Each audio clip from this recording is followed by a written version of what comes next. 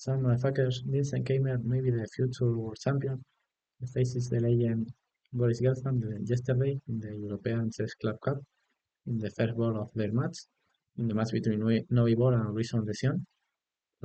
Boris Gelfand all his life played c5 and knight c6 the Pelican with black against c4, so he is still playing the same.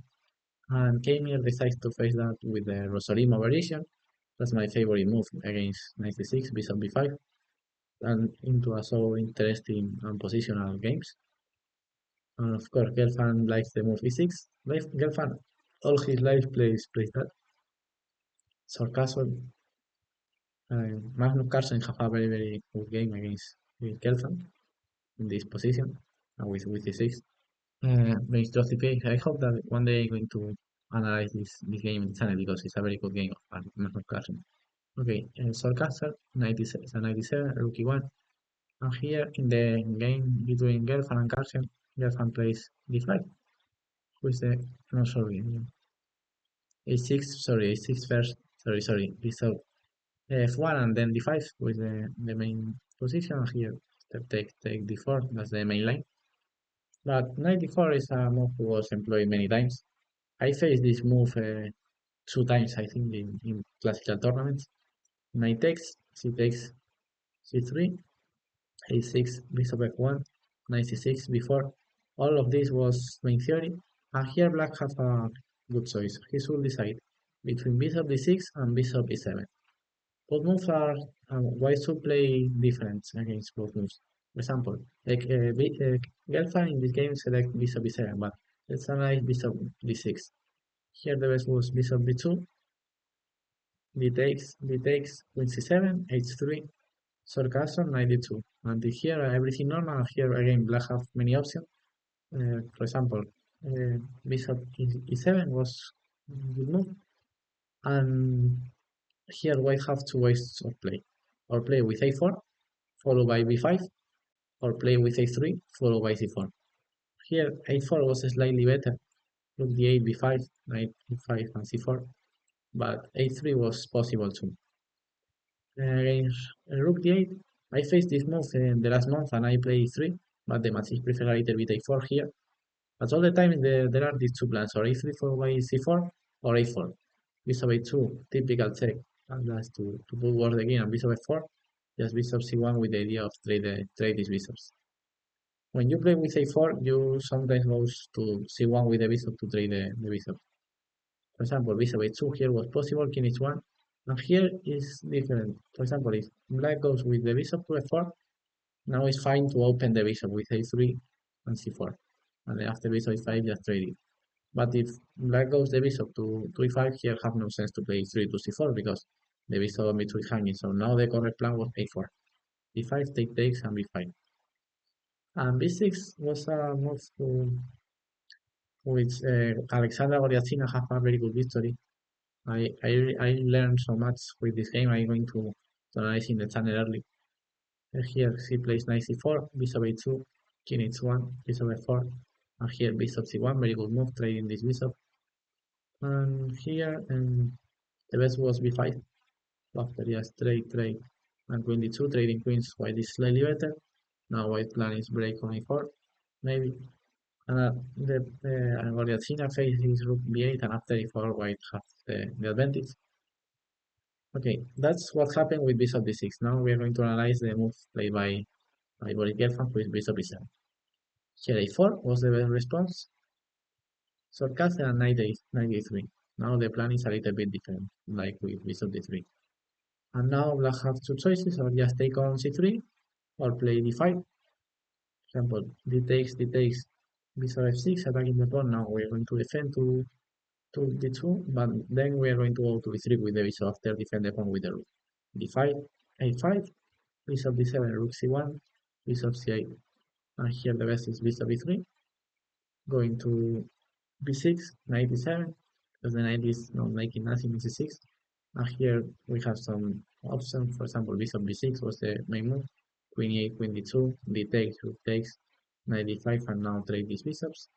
Or here we can play c4 clearly, with this pawn sacrifice playing just queen d2. But okay, we are finally going to take on e4. We are just avoiding the knights to land on d5. Okay, this was a interesting line. D5 was the other main move, who was employed by Boris Gelfand. Until here, all was very known by both players. If queen takes knight c4 followed by knight b6 and e5, and I think that white is present here. Gelfand take with the e pawn, and now b5, take knight b8, and Keymer takes on d4. Bishop b2 was possible too. It's slightly different. But okay, now we're going to stop here. Until here, of course, both players know well the theory. All of this was completely normal. And now understand a little bit the position because white have a pawn up, but the pawn is double on the d5. And white have no option of make a breakthrough with the double pawns to try to take the pawns. So it's a double pawn who are going to be longer double. And apart, is the problem is that the pawns are blockading the dark square bishop because the bishop is going to develop by b2 to b2, and now this pawn is blockading the bishop. But white have a small advantage. Finally, the extra pawn is helpful. And for example, the e5 pawn give a small advantage for white too. Is one of the main goals of white position.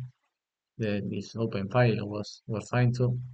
But now we're going to see what plan makes Vincent Keymer to try to take the advantage here and to win the game. He played bishop b2 here, developing the bishop, knight f6, and now knight c6, knight c2, sorry. The knight is completely misplaced on a3, so now we take the knight to the game. In normal move, of course. Bishop e6, and now Keymer take on a8, take on a8.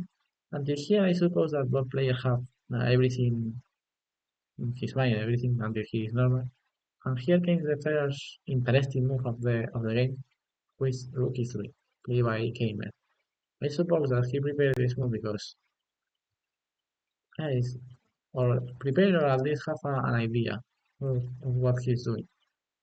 Other option here was, for example, knight e3, h5, h4, but I want to refocus on the Vincent Keymer move because it's so interesting. Rook e3.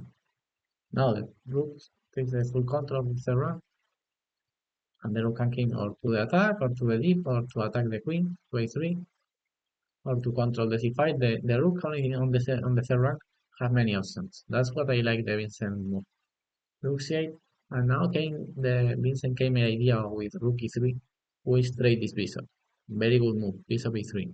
The bishop is completely blockaded by this pawn, but I have an idea to activate the bishop, at least to trade it, bishop e3. And now very good move of Boris Gelfand, keep the bishop over the board. This bishop is the bad white bishop, and this bishop is the good black bishop. It's true that after bishop d8, maybe these two bishops have more or less the same level. But the huge difference is that the f1 bishop was clearly the white good bishop, and this bishop is clearly the bad bishop. So it's better just to keep pieces over the board, especially minor pieces, to didn't let yourself without with the bad piece. So I not see that this bishop of a3 was stronger or the bishop on d8 or worse. But it's simply that black didn't want to keep only the light square bishop. Yeah, for that reason, bishop d8 is a very good move. And for example, if bishop takes a3, just white can take on a3, bishop d3, rook c3. Of course, black cannot take on c3 because this can fix the white pawns. Rook e8 and queen f3. White is completely fine here. So for that reason, Gelfand goes with 2d8, very good move, rook c3. Of course, Keymer wants to trade rooks on the c3 square. Here, bishop c7 was the best move of the position, and knight e4 was another possibility. Gelfand goes with queen e4, who doesn't look bad and looks like a normal move, but it's not the best on the position. Because after just bishop c5, now white is threatening rook a3, and Gelfand should return to a. Okay, it's not horrible to lose these two tempos because this is a quiet position, but of course you never want to lose these tempos. Queen a4 and queen a8, you never want to make that. Now bishop d3 was slightly better by Keymer with the idea of take here and b6. But f3 was so normal because just black is playing 84, so we just defend the a4 square with the pawn. 97, bishop d6. And here finally Gelfand take the c3 rook, but at least he have a good control of the c4 square. That's why black can take on c3 without suffer huge damage because he controlled the c4 square, and of course white have a pawn up, but black have some counterplay because his queen is active. Now the white king is open, and the control over the c4 square is so key in the position. In 1 second. Okay, now here knight before was the strongest move, attacking the queen. Okay, Keymer just develop the bishop, knight b6, control c4, knight d3. And here, Gelfand makes a decisive blunder, but who is not easy to understand why, especially over the board. Now with the computer it's easier, but also difficult to understand why. Of course, Gelfand play knight a4, who is leaving the control of the c4 square. And I told previously that the main goal in this position of black is the control of the c4 square. So for that reason, black should have played knight c4. Bishop takes, d takes, and okay, well, black have the bishop pair for the pawn to compensate, and the b5 pawn can be weak one day. But the problem of knight a4, which is a completely losing move, is that Keymer here have this incredible move, bishop b1, winning the game with the machine says +5 in this position. Sorry, I'm out of the camera, sorry. The machine says +5 here. Why? Because of course queen a1 is not possible because bishop a7. And queen b2 looks like it's the only move. Queen a4, queen b1 and just knight f1, followed by queen a8, and black have no way to defend the threat queen a8. Incredible. The move knight f1 is going to appear many times in the game to just win.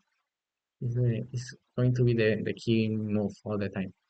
But okay, Keymer missed that. I don't know what he missed exactly, but he played queen e1, defending c3. And of course, bishop b1, you are defending c3 because you cannot take because I have a piece up here. But okay, Keymer just defend the pawn.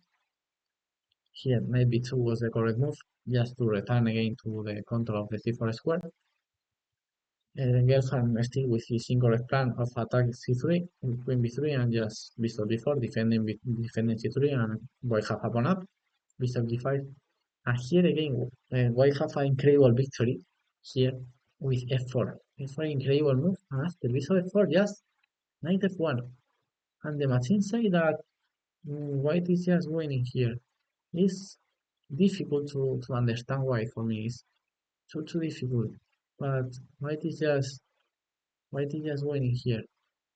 The threat was queen f2, followed by bishop c2. Taking this knight because after queen e2, bishop here, for example, k6, and almost just queen f2, you work with the bishop and just bishop c2, queen e2, bishop a7, and if you didn't go to a2, I'm going to take your knight. Incredible idea, this f4 knight f1 by who the machine finds, of course, is incredible idea. And the bishop has no good squares to go back. For example, if the bishop goes to b8, you remember that here white have queen h4. It's all the time is everything incredible. Why this is just winning here? Completely incredible. F4 and knight f1. Keymer plays the normal move h4, bishop f5, f4, bishop f5, good move, h5, takes, and now Keymer makes a huge mistake. I don't understand the Keymer move. He played knight d4. Again, knight f1 was the winning move. King f7 defending and just d3, queen e3, and white is just winning. But Keymer goes with knight d4. And here, Gelfand makes the decisive blunder, playing e5 after knight e5. White is winning. But I don't know what's the game idea if Gelfand just play king a7. Yes, you are threatening queen e6. Okay, I go to a7. You cannot take on e6 because checkmate in the background. I suppose that knight e5 should be the idea, but just for example, queen c2 and I didn't see any problem for black. And if 93, 92.